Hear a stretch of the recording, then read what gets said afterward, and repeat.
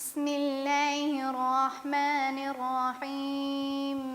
يا أيها المزمل قم الليل إلا قليلا نصفه أو انقص منه قليلا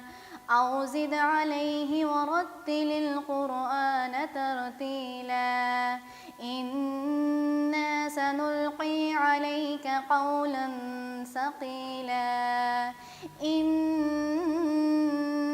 ناشئة الليل هي أشد وطئا وأقوم قيلا إن لك في النهار سبحا طويلا واذكر اسم ربك وتبتل إليه تبديلا رب المشرق والمغرب لا